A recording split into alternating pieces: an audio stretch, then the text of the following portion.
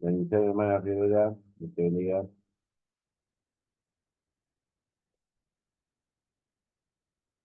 A ver, compartir.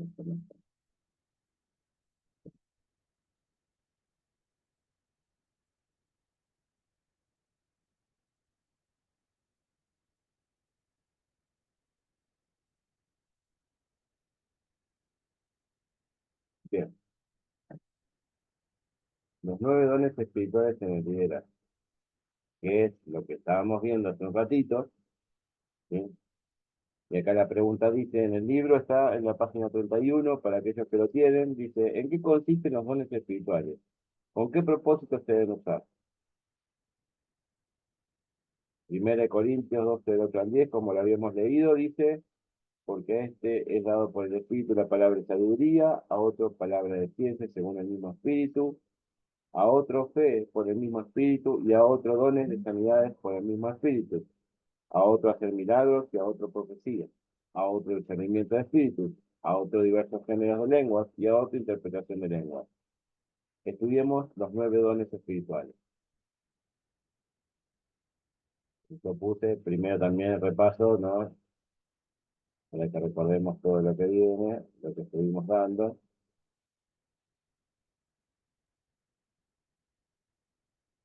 Y esta es la clase 9.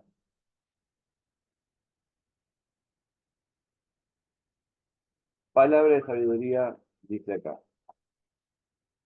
Este don, si se interpreta por su uso en el Nuevo Testamento, es la habilidad en la administración. En Hechos 6:3. Vamos a buscarlo en Hechos 6:3.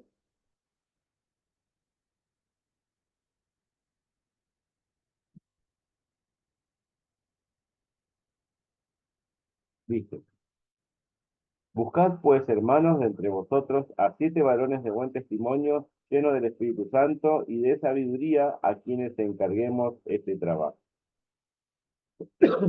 El don de sabiduría, como dice ahí, tiene que ver con la habilidad de administrar, es la prudencia en el trato hacia los que están afuera de la iglesia. Colosenses 4:5 dice así. Colosenses 4:5. Andad sabiamente para con los de afuera, bien, redimiendo el tiempo. Discreción al impartir la verdad. Colosenses 1:28. A quien anunciamos amonestando a todo hombre, enseñando a todo hombre con toda sabiduría a fin de presentar perfecto en Cristo Jesús a todo hombre. ¿Sí? Entonces, habilidad de administrar, prudencia en el trato con los de afuera, discreción para impartir la verdad, interpretación y aplicación de la escritura, ¿sí? Eso está en Mateo 13:54, en San Mateo,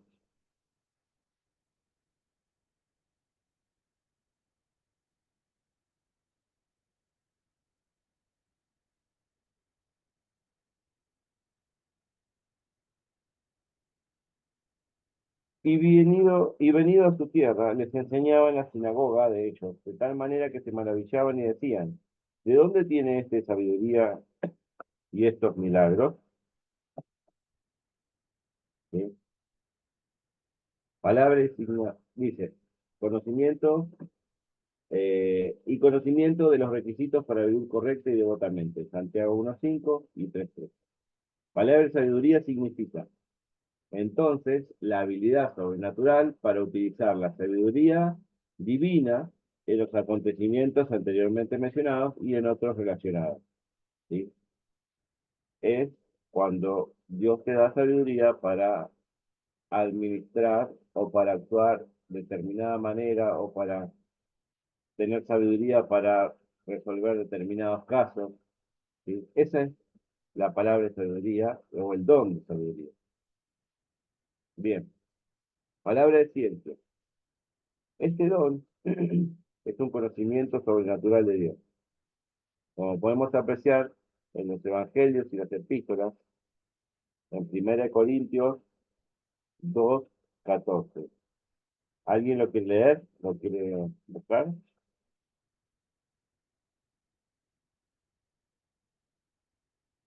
Y el otro es, dice, 1 Corintios 10:15. Uno es 1 Corintios 2:14 y el otro es 1 Corintios 10:15. Hermana Elena,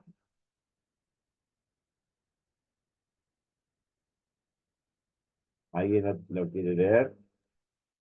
Amén. Hermana Flavia, adelante. Amén. Primero, perdón, pero el Corintios hombre 2:14. natural, Sí, sí, pero el hombre natural no percibe las cosas que son del Espíritu de Dios, porque para él son locura y no las puede entender, porque se han de discernir espiritualmente. amén. Entonces, dice acá que el hombre natural no percibe las cosas espirituales. Dice, para él son locura, no las puede entender porque se disciernen espiritualmente. Y en 1 Corintios 10:15,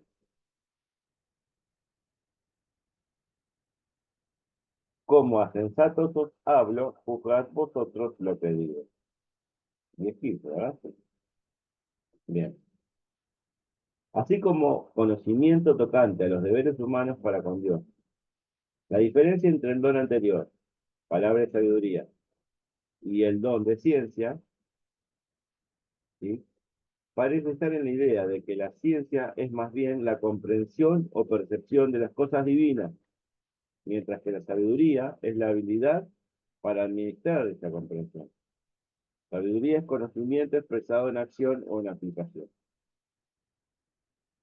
¿Me entienden? ¿Se entiende algo o no? ¿O es un trabalengua? Díganme, hermano, si hay algo que no les queda, me avisan y lo tratamos de ver. Pero en fin, palabra de sabiduría es, como habíamos dicho, la habilidad sobrenatural para utilizar la sabiduría divina en los acontecimientos mencionados y en otros relacionados. Y el otro es la idea de que, dice, la comprensión o percepción de las cosas divinas. La sabiduría es la habilidad para administrar la comprensión y este es la percepción de las cosas divinas. Son parecidos, pero son dos cosas diferentes. Uno es tener el conocimiento y el otro es aplicarlo. Bien, digamos. El don de fe. En el Nuevo Testamento, ampliado, traduce este don como fe, obrando maravillas. También se dice como fe especial, para distinguirla de la fe que salva. ¿Sí? Y yo lo puse acá cortito porque en realidad aquí en el libro me da unos apellidos que no sé quiénes son, pero tendría que buscarlos. Pero me dice que Weymouth lo interpreta como fe especial, para distinguirlo de la fe que salva. La fe que salva es descrita como un don en Efesios 2:8. Aquí la palabra don es usada como lo opuesto a obra. Mientras que en 1 Corintios 12:9, la palabra fe se refiere a un don especial del Espíritu. En su descripción del don de fe, Donald Gee dice, parecería que éste busca venir a ciertos sirvientes de Dios en ocasiones especiales de crisis, con tan potente fuerza que ellos son elevados directamente fuera del dominio de la fe natural y ordinaria en Dios, y les es puesta dentro de sus almas una certeza divina que triunfa sobre todas las cosas. Veamos en Mateo 17:20 y Marcos 11:22. Mateo 17:20.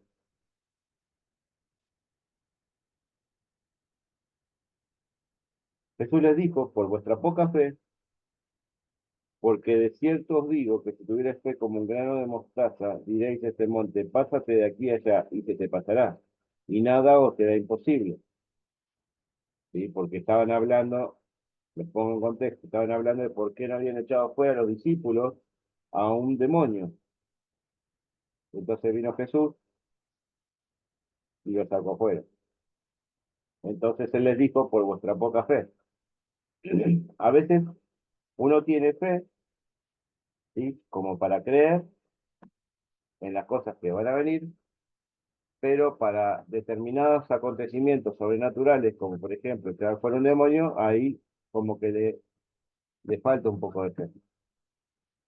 Entonces, por eso dice acá, el don de fe es un don sobrenatural, ¿sí? Que es usado para eh, tener una fe sobrenatural, ¿sí? Y para determinadas obras que uno tiene que hacer.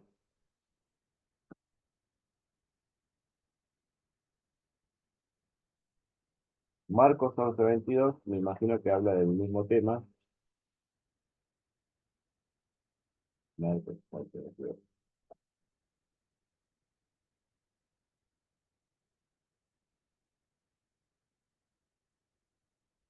Respondiendo Jesús les dijo, tened fe en Dios. Ajá. Porque ahí está hablando de cuando él había maldijo la higuera, y al rato que vuelven a pasar, la higuera se comenzó a secar. Entonces Pedro le dijo, maestro, mira la higuera que maldijiste se ha secado, y Jesús le dijo, tener fe en Dios. Y ahí es cuando le dice, cualquiera que le dijere este monte, quítate y échate en el mar, y no dudar en su corazón, sino creyere, que será hecho lo que dice, lo que diga le será hecho. ¿Sí? Y ahí actúa la fe, ahí actúa este don de fe. Y es un don, es una capacidad sobrenatural. Por eso les digo, no todos tienen los mismos dones. Este don de fe, ¿sí? Es una fe ciega, que cree en que Dios lo va a hacer y lo cree, directamente lo cree, no lo cuestiona. Es como una fe ciega, que como dice ahí, es la fe de obrando maravillas. Es una fe especial. Y la otra es la fe que salva, ¿no? La fe de creer en que Jesús es tu Señor y Salvador. Ahora vamos a ir al don de sanidad. Dice, todos los creyentes en general y los ministros en particular tienen el poder de orar por los enfermos. Eso está en Marcos 16. Vamos a Marcos.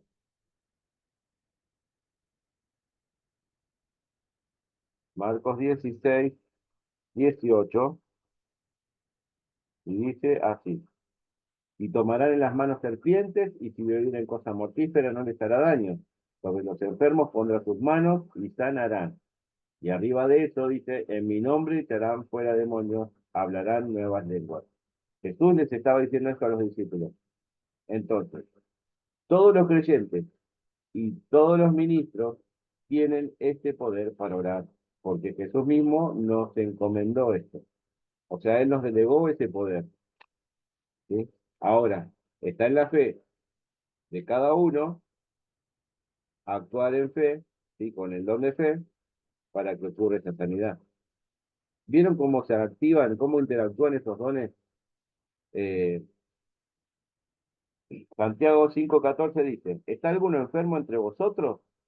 Llame a los ancianos de la iglesia y oren por él, ungiéndole con aceite en el nombre del Señor. Y en el 15 dice, y la oración de fe salvará al enfermo, y el Señor lo levantará. Y si hubiere cometido pecados, le serán perdonados. Pero vieron que es para nosotros. La iglesia tiene que activar ese don. O sea, ustedes pueden orar por la gente y la gente se va a sanar, pero tienen que creerlo, tienen que tener esa fe para obrar esas maravillas. Dice, no obstante, el don de sanidad es uno que trae salud al enfermo de manera especial, a través de la oración. No debe entenderse que la persona que manifiesta este don tiene el poder para sanar a cualquiera. Se tiene que tomar en cuenta la soberanía de Dios y la actitud de la persona enferma y en su condición espiritual. ¿Por qué? Porque como dice acá en Santiago, fíjense que está diciendo que si está uno enfermo, que lo unjan con aceite en el nombre del Señor. Pero la oración de fe lo salvará al enfermo, y si hubiere cometido pecado le serán perdonados. Entonces, esa persona para ser sana tiene que primero arrepentirse, porque por algo está enfermo. Entonces es ver, primero indagar por qué está enfermo, por qué le toca la situación que le está tocando. Si es porque Dios quiere hacer un milagro o si es porque la persona por ahí hizo algo que no tenía que hacer y es una consecuencia de su pecado, como dice acá. Entonces, uno tiene que entender que Dios es soberano y actúa como quiere. Ahora, uno tiene que estar dispuesto con esa fe para orar por esa persona. Y tampoco mandarse solo, porque cuando uno se manda solo, está fuera de la autoridad. ¿Sí? Cuando uno tiene que ir a orar por alguien, tiene que consultarle a su líder, a su autoridad próxima, o al pastor, o a algún ministro. Hermano, ¿puedo ir a orar por tal persona? ¿Puedo ir a orar por tal creyente o tal? Y le va a decir, sí, vaya. O no, espere por tal situación, o mejor ore en su casa, ¿no? Entonces, cuando uno se sujeta, si ya uno está bajo la autoridad de Dios, entonces uno tiene que saber eso. Uno, cuando está sujeto, tiene poder, porque está bajo el dominio y el señorío de Cristo.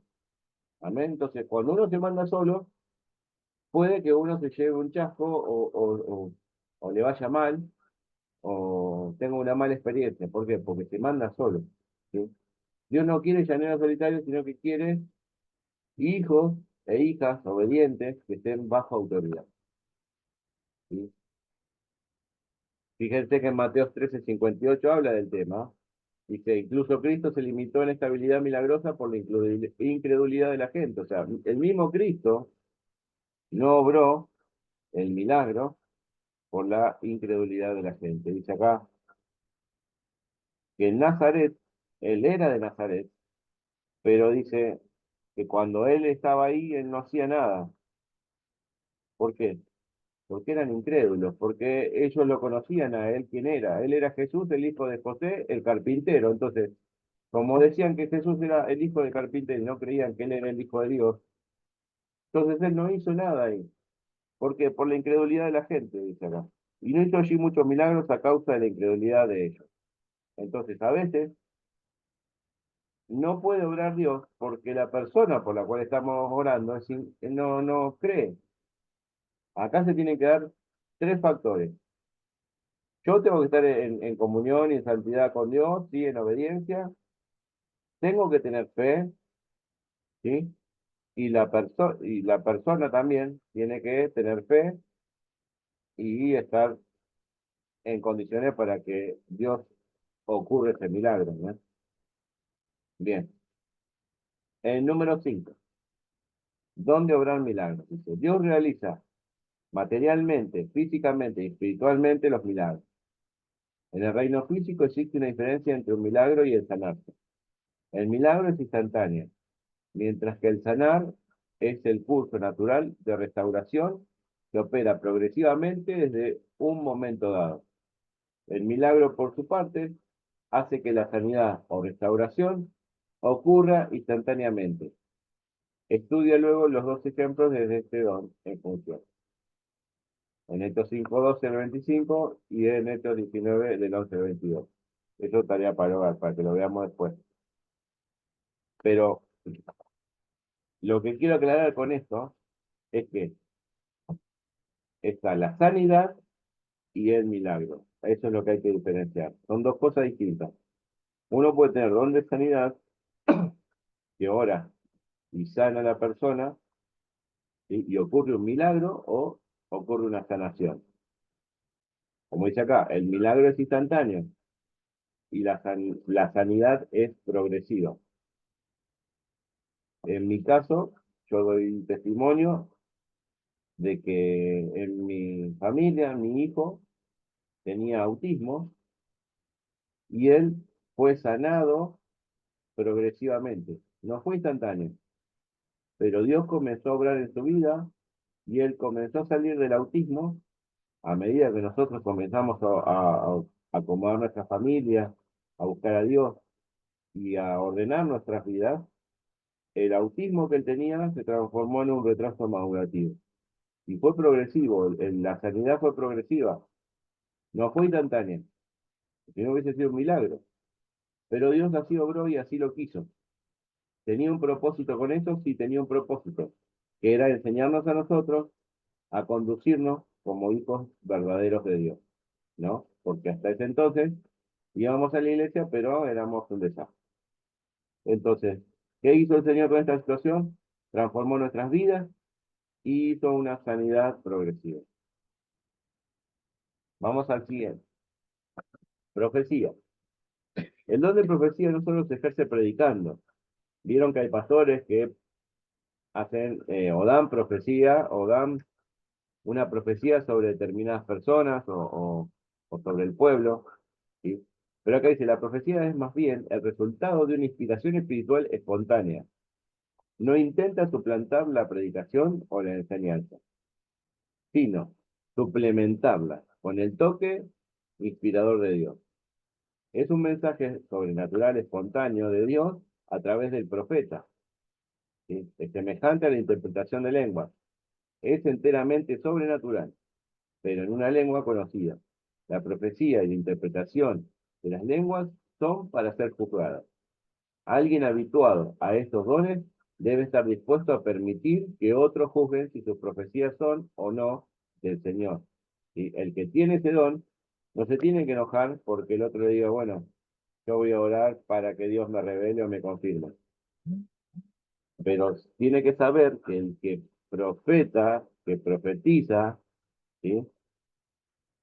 Que es algo que viene espontáneamente, porque Dios te lo da, pero también tiene que estar dispuesto a que la persona también diga, bueno, voy a pedir confirmación de Dios que lo que vos me estás diciendo es así. Y no es incredulidad, sino es interpretación, ¿sí? De lo que Dios me quiere hablar, ¿sí? Que me confirme. Porque también hay profetas que profetizan mentiras, o profetas que profetizan una cosa que le parece, o hay gente que habla diciendo que está profetizando, pero está diciendo algo en la carne, algo que le parece, algo que porque lo conoce o lo vio hacer tal cosa, entonces es muy fina la línea de cruzar entre lo espiritual a lo carnal.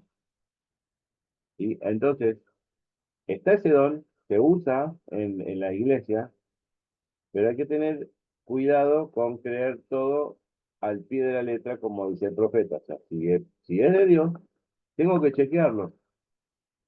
¿Sí? Porque también dice la palabra que en estos tiempos va a haber eh, personas engañadoras que van a venir, van a levantarse eh, por sus propias concupiscencias, ¿no? Y va a llevar cautivos a aquellos que oigan, ¿no? Entonces, hay que tener cuidado, hermano. ¿Están los dones? Sí, está. Pero hay que, como dice ahí, discernir si es del Señor o no. Discernimiento de espíritu viene ahora. Yo creo que se me están durmiendo todos. Díganme amén. Por favor, prendan sus cámaras. No me dejen solo. Dice, debido a que el diablo maneja una falsedad. Amén, hermano. Dios lo bendiga. Amén, por favor. Dios te Dice, bendiga. Esteban, ¿cómo es? Fer, Dios te bendiga. ¿Te puedo contar algo? cuente, cuente. Eh, ¿Viste lo que estás hablando de los engañadores? ¿Viste mi prima, la que llevábamos a la iglesia? Se cruzó con una mujer, no sé qué, con un pastor, no sé qué, y ella le creyó la palabra, que le dijo que no tenía que ir más a la iglesia, que se tenía que quedar en su casa, ¿viste? Y hace como un mes y medio que venimos peleando por el tema ese y no la podemos convencer que eso fue el espíritu de engaño lo que le produjo a ella, que no quiere salir de la casa, no venir más al grupo de amistad, no quiere ir a la iglesia, ¿viste? Eso te Amén. quería contar, te quería contar. Sí, pasa, porque, o sea, por eso estamos en la escuela madurar, porque pasa que a los inmaduros o a la gente que cree en cualquier cosa, o que no está bien espiritualmente, te pueden engañar, incluso como dice la palabra, que esté firme, mire que no caiga, ¿sí? Porque ninguno está exento de caer. Entonces, hay que tener cuidado ¿Qué escuchamos? Y de parte, cuando uno recibe una profecía, se tiene que preguntar de parte de quién viene, quién es la persona que te está diciendo la profecía y cuál es su testimonio. Y después ver si lo que te dice es lo que habla el Señor. ¿Por qué? Porque te pueden engañar, ¿sí? Y estamos, la Biblia lo dice, lo advierte, dice, estamos en los últimos tiempos, hermano. En Judas está, que habla de los sensuales. Los sensuales son los inmaduros, que se van a mezclar, así como dijo Jesús, la cizaña en el trigo. Va a haber gente que te puede engañar, que el diablo lo va a usar. Fíjense lo que viene ahora, dice, discernimiento de espíritus. O sea, debido a que el diablo maneja una falsedad que muchas veces iguala en apariencia a la realidad de Dios, fue imperativo que Dios pusiera en la iglesia un medio por el cual se logre descubrir si una manifestación en particular viene de Dios o no. Ahí está lo que vos decías, Carlos, que la persona que estaba hablando no estaba diciendo algo espiritual, sino que eran los demonios que no querían salir. Dice, aquí es donde entra el discernimiento de los espíritus, el cual puede ser completado con una prueba práctica. En Mateo 7 habla de eso, y otra doctrinal, en 1 Juan 4, 1 al 10. Vamos a ver, para no quedarnos con la duda, lo que dice. Mateo 7:15 dice así, guardaos, miren lo que dice el Señor lo está advirtiendo, guardaos de los falsos profetas, que vienen a vosotros con vestidos de ovejas, pero por dentro son lobos rapaces. Por sus frutos lo conoceréis, como les dije yo. Tienen que discernir quién es, de dónde viene, cuál es su historia. Dice, ¿acaso se recogen uvas de los espinos o higos de los abrojos? Así todo buen árbol da buen fruto, pero el árbol malo da frutos malos. No puede el buen árbol dar frutos, malos frutos, ni el árbol malo dar buen fruto. Todo árbol que no da buen fruto es cortado y echado en el fuego. Así que por sus frutos los conoceréis. Dice, siguiendo, no todo el que me dice, Señor, Señor, entrará en el reino de los cielos, sino el que hace la voluntad de mi Padre, que está en los cielos. Y muchos dirán en aquel día, Señor, Señor, ¿no profetizamos en tu nombre? Y en tu nombre no echamos fuera demonios, y en tu nombre hicimos muchos milagros. Y entonces les declararé, nunca os conocí, apartados de mí, hacedores de maldad. Bien, entonces, no todo aquel que habla de parte de Dios, ¿sí? Viene de parte de Dios. Hay que discernir los espíritus. Jesucristo mismo lo dijo. Y ojo, yo no estoy sembrando ninguna herejía, ni diciendo ninguna doctrina contraria a lo que el pastor viene predicando, no. Pero sí hay que tener ojo porque en la iglesia, como siempre digo, es un hospital de gente que está enferma y que necesita que Dios la sane y que la liberte. Entonces, vamos a encontrar de todo. Buenos profetas y profetas falsos. Buenos maestros y malos maestros. Árboles buenos y árboles malos. Miren lo que dice en 1 Juan 4, del 1 al 10. Dice, amados, no creáis a todo espíritu, sino probad los espíritus si son de Dios, porque muchos falsos profetas han salido por el mundo. En esto conoced el Espíritu de Dios. Todo espíritu que confiesa que Jesucristo ha venido en carne es de Dios. Y todo espíritu que no confiesa que Jesucristo ha venido en carne, no es de Dios. Y este es el espíritu del anticristo. O sea que el anticristo va a decir que Jesús no es Dios. ¿Sí? El cual vosotros habéis oído que viene y que ahora ya está en el mundo. Hijitos, vosotros sois de Dios y los habéis vencido, porque mayor es el que está en vosotros que el que está en el mundo. Ellos son el mundo, por eso hablan del mundo y el mundo los oye. Nosotros somos de Dios, y el que conoce a Dios nos oye, y el que no es de Dios no nos oye. En esto conocemos el espíritu de verdad y el espíritu del error. Y dice más abajo, amados, amémonos unos a otros, porque el amor es de Dios. Todo aquel que ama es nacido de Dios y conoce a Dios. Y el que no ama no ha conocido a Dios, porque Dios es amor. En esto se mostró el amor de Dios para con nosotros, en que Dios envió a su Hijo unigénito al mundo, para que vivamos por él. En esto consiste el amor, no en que nosotros hayamos amado a Dios, sino en que Él nos amó a nosotros y envió a su Hijo en propiciación por nuestros pecados. Amén. Así que, como dice acá, hijitos, hay que discernir los espíritus. Dice, los tres tipos de espíritus a discernir o distinguir son el divino, el satánico y el humano. Como yo les dije, hay gente que habla en la carne, y en la carne dan falsas profecías y dicen cosas, o mismo hablan en lenguas y son lenguas carnales. Y entonces hay que distinguir cuándo es espiritual, cuándo es de Dios y cuándo es de Satanás. Porque Satanás niega a Jesús.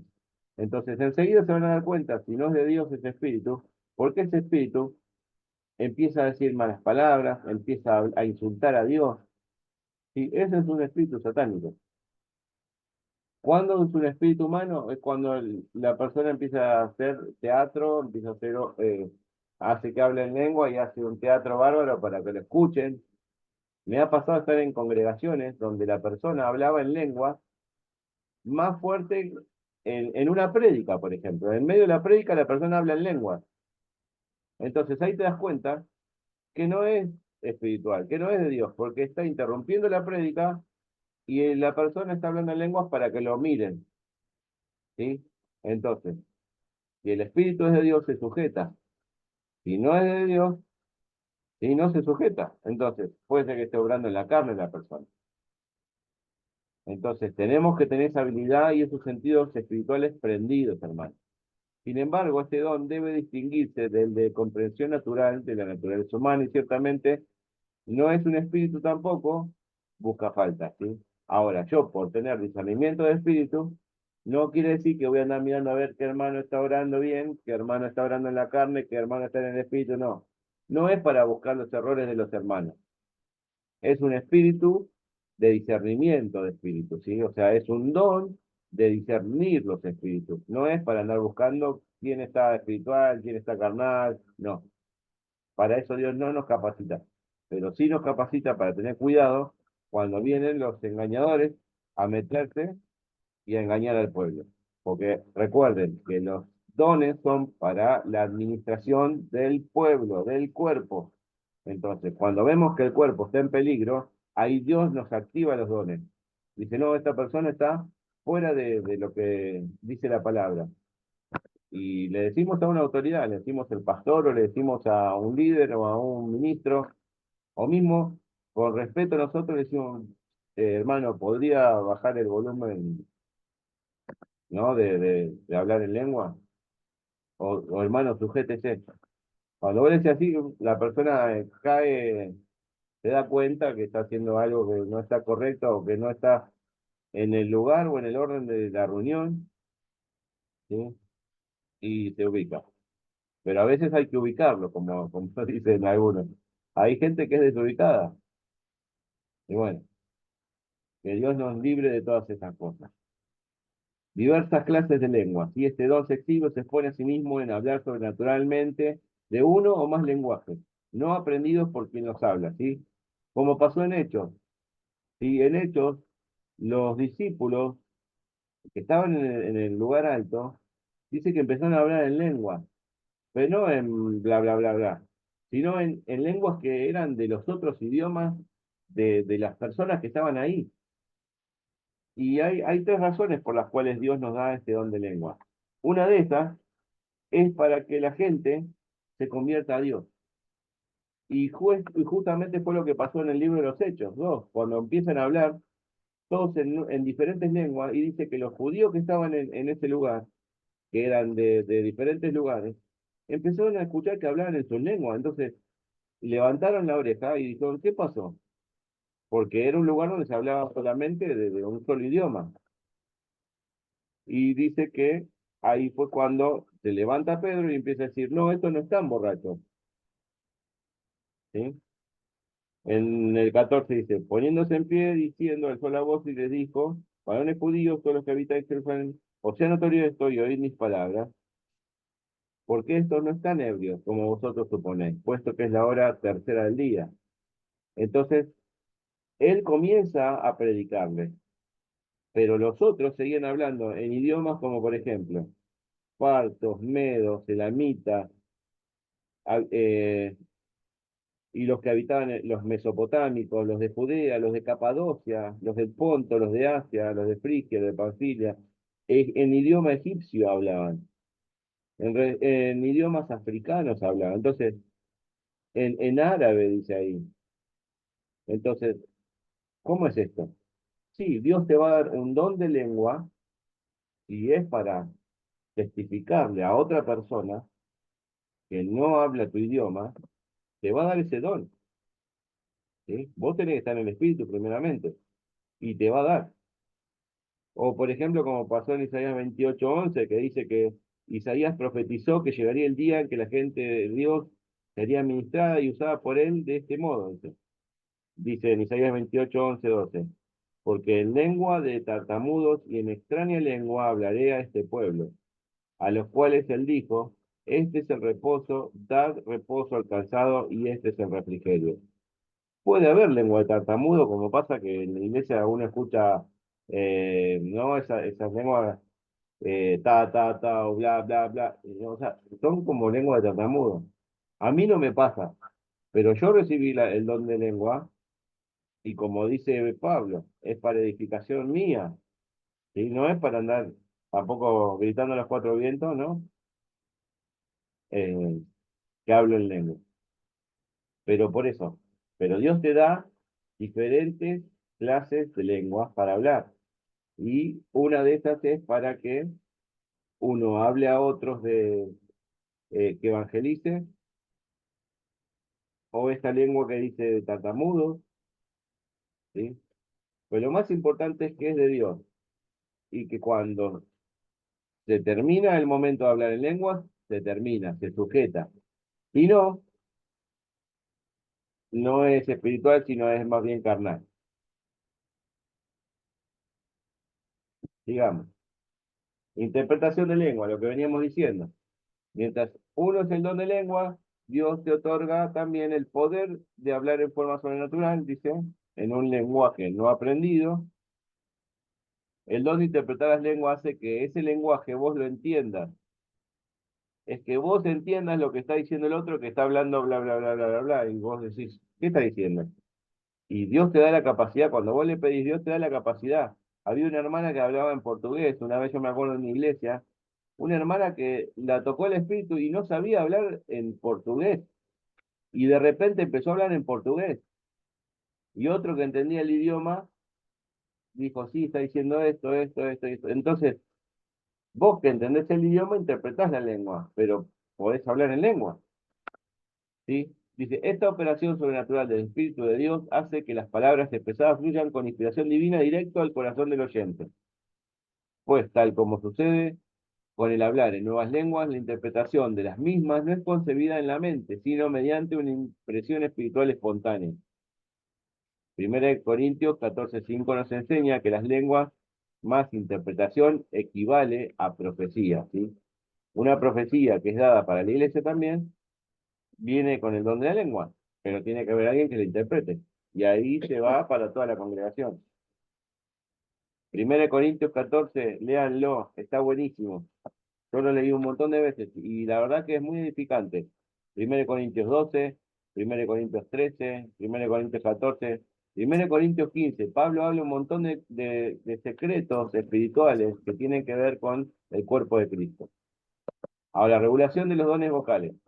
Se está haciendo largo, pero bueno, ya terminamos casi. Dice, la diferencia está en control. En Primera de Corintios 14 dice, provee los controles necesarios para regular estos dones del Espíritu, en particular aquellos que dan poder para hablar en forma sobrenatural.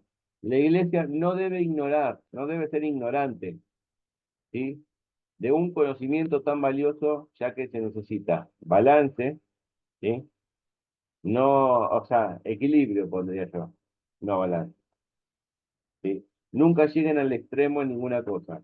Los hermanos de Corinto hablaban inmoderadamente en lenguas y les recordó que en cualquier servicio de la iglesia debían tener interpretación, también profecía, para que hubiera entendimiento inteligente de lo que se estaba diciendo y edificación para todas. Yo me imagino lo que habrá sido la iglesia de Corinto, por favor. No quiero ni pensarlo.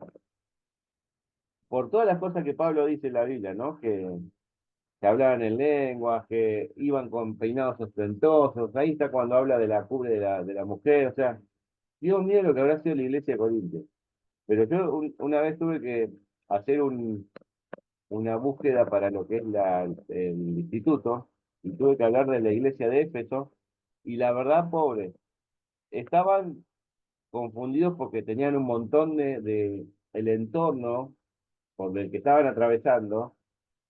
Ustedes fíjense, Corintio, Éfeso, eran todas iglesias que estaban en puertos marítimos donde confluían un montón de marineros de todas las naciones. Entonces, había una confusión a veces de lenguas, de costumbres, era todo un lío. Y a veces todos esos líos se llevaban y se trasladaban para la iglesia. Por eso es que Pablo tiene que muchas veces decirle a ellos que hagan tal cosa, que se fijen. Entonces, es necesario que en la iglesia haya equilibrio, que haya edificación. Y si el propósito de los dones son para la edificación, ¿sí? Que haya edificación en la iglesia, que estos dones funcionen para edificar a la iglesia, ¿sí? Dice, animando a los creyentes y convirtiendo a los que no son salvos, sino quedarán como gente loca o trastornada, como decía hoy. Si uno no entiende lo que se está hablando, va a decir, estos son unos locos, unos trastornados, que se la pasan hablando en lengua que no se entiende. Bien, sabiduría hay que tener, hermanos, no sean niños en el modo de pensar. En otras palabras, usen el sentido común. La sabiduría tiene que usarse siempre en la operación de los dones. Debe haber control personal. Dice algunos que no pueden estar callados. ¿Vieron esos hermanos que empiezan a hablar en lengua? Y como les decía, por ahí empiezan a hablar en el medio del culto o en algún momento no sé si les pasó, a mí me pasó, yo he visto hermanos que les ha pasado así, que empiezan a hablar en lengua y no pueden parar, ¿no? Y eso no está bien, porque tiene que haber un control personal, como dice acá. Tienen que saber cuándo estar quietos. Dice, en el versículo 32 Pablo le dice, simplemente tienen que decir algo, pero Pablo dice, a los espíritus de los profetas están sujetos a los profetas. ¿Sí? Tiene que haber orden. Dios obra en orden. ¿Sí? Cuando hay desorden, ¿sí? No está el Espíritu de Dios. Sépanlo. Cuando la cosa está toda confusa, que uno que hace una cosa, otro que hace otra, ahí hay desorden y ahí Dios no se mueve. Entonces, la pregunta siguiente, si no está Dios acá, ¿quién está? No hay que tener ojo. Entonces, tiene que pasar eso. En una iglesia tiene que haber orden, tiene que haber control, tiene que haber sabiduría, tiene que haber docilidad, ¿sí? Que las personas sean dóciles, y no que uno le dice algo y enseguida reacciona. No. Como pasaba en Corintios, dice acá. Algunos corintios pudieron haber tenido cierto resentimiento o resistencia para las enseñanzas de sus líderes. Lo que está claro en el escrito por Pablo en este capítulo es que debe haber un modelo que todos sigan y que todos debemos estar dispuestos a ser enseñados. Tiene que haber discernimiento, dice también. Es importante diferenciar manifestaciones de reacciones, ¿sí? Ahí está lo que yo les decía, de la carne y de lo del espíritu. El valor práctico de conocer la diferencia entre manifestación y reacción es que podemos honrar y reconocer las obras del Espíritu, evitando al mismo tiempo atribuir al Espíritu Santo cosas que ocurren en una reunión que nada tienen que ver con el Espíritu Santo. Amén. Conclusión. El poder milagroso del Espíritu Santo se opera hoy como en la iglesia primitiva. O sea, Cristo no cambió. El Espíritu de Dios es el Espíritu Santo. Entonces, Él es el mismo ayer, hoy y por los siglos, dice en Hebreos 13:18.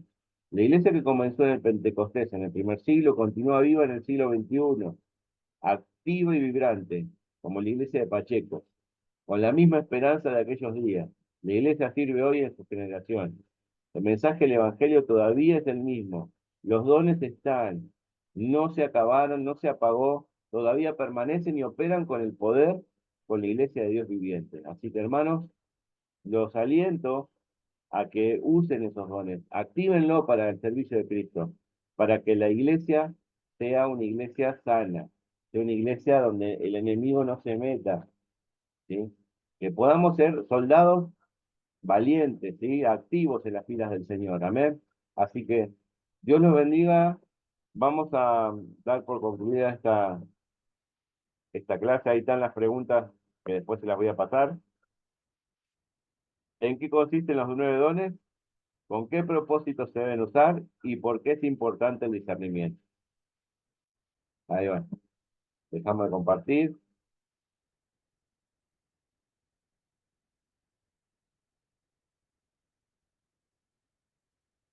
Ahí está. ¿Dónde termina, papá? Ahí terminamos. Bueno, vamos a orar y vamos a despedirnos de la reunión.